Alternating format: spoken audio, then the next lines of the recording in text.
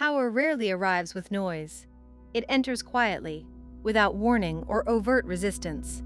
Its insidious impact is often felt through decisions made by those in authority, shaping destinies from behind closed doors.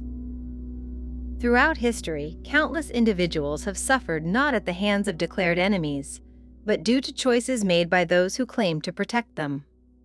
The most disturbing pattern is this: before their demise, many victims tragically believed these actions were necessary. So the core question persists: why does power, regardless of who wields it or where it exists, consistently lead to similar, often destructive outcomes? What inherent flaw in its nature, or ours, ensures this perpetual cycle? Power is far more than mere control. It is the authority to decide who speaks, whose voice matters, and who, irrevocably, disappears from public discourse or even existence. It dictates who is amplified and who is silenced. Those who wield this immense authority rarely perceive themselves as villains or tyrants. Instead, they often believe themselves to be essential, indispensable, or even benevolent forces. They see their actions as necessary for stability, progress, or protection. This deeply ingrained belief in one's own necessity, this conviction of being the only solution, is precisely where darkness begins. It is the genesis of justifications for countless historical atrocities. Psychological studies illuminate a profoundly unsettling truth about power's effect on the human psyche. It significantly reduces an individual's capacity for empathy, blurring the lines between self and other. As power increases within an individual, several distinct changes become evident. Empathy precipitously declines, making it harder to relate to the struggles of those without influence. Simultaneously, the propensity for risk-taking rises sharply, fueled by a sense of invincibility. Furthermore, criticism is no longer perceived as constructive feedback, but as a direct threat to authority and legitimacy. This transformation is a biological consequence, a hardwired response, rather than solely a moral failing. Power doesn't create inherently bad people, but it undeniably changes people, altering their fundamental perspectives and responses. History's greatest disasters rarely began with openly declared evil intentions. They almost always started with seemingly benign phrases, promising collective benefits. For public safety, for stability, or just temporarily, are the siren calls that precede the erosion of freedoms. Fear, artfully deployed, is a primary tool in this process. It convinces populations to willingly trade their cherished freedom for a fleeting illusion of comfort and security. Once freedom is surrendered, however, even willingly, it almost never fully returns. These initial, well-intentioned steps pave the way for centralized authority.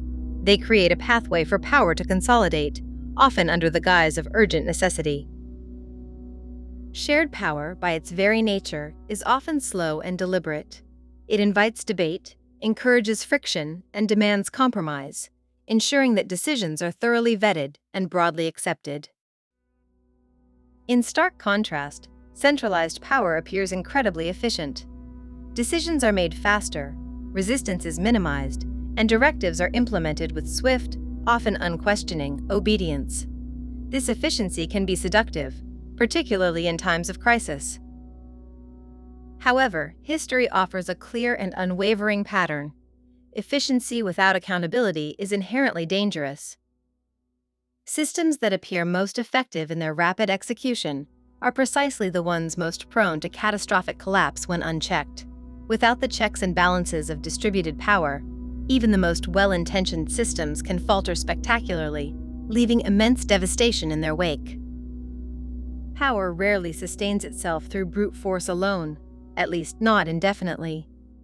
Its enduring survival is far more reliant on the subtle, pervasive influence of fear. It plants seeds of doubt and insecurity, fostering an environment where submission feels safer than resistance. Narratives are meticulously crafted to reinforce this fear.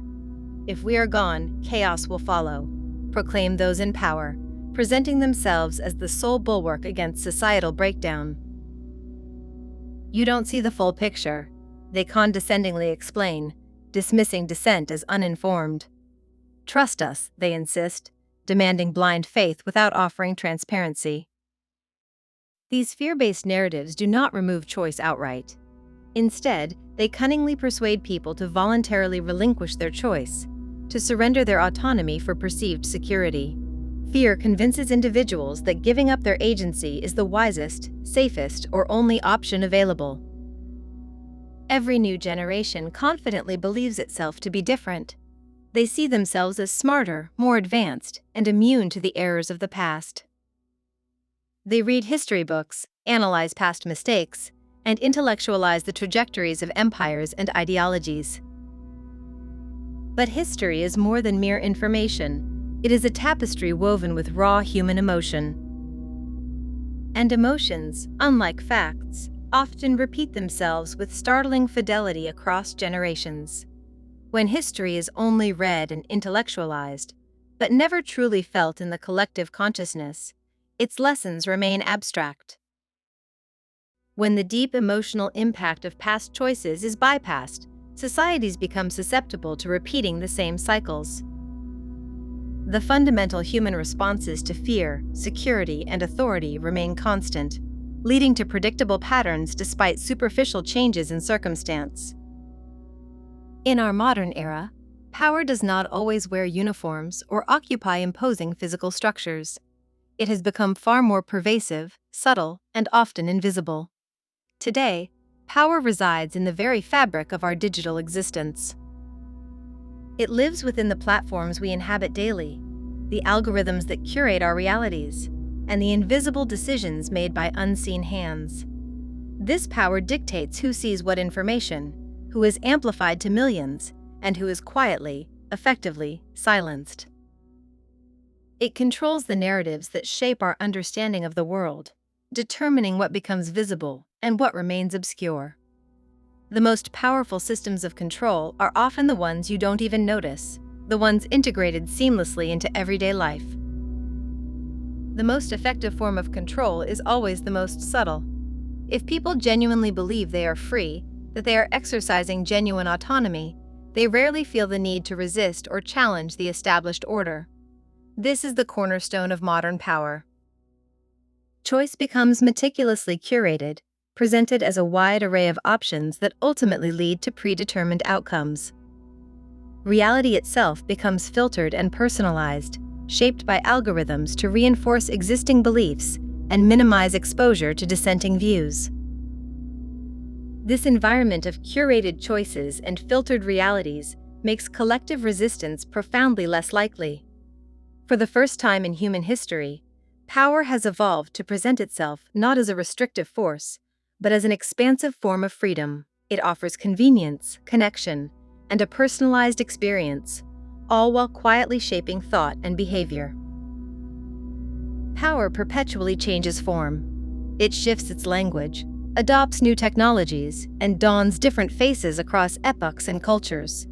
Yet, despite these superficial transformations, the fundamental outcome remains disturbingly consistent.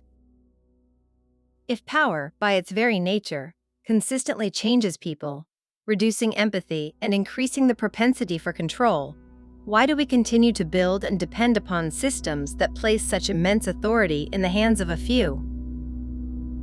Why do we repeatedly construct hierarchies that inherently corrupt those at their apex?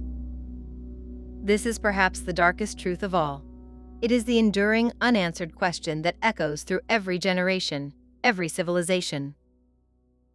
Why do we persist in constructing the very mechanisms that inevitably lead to our own recurring struggles with control and oppression?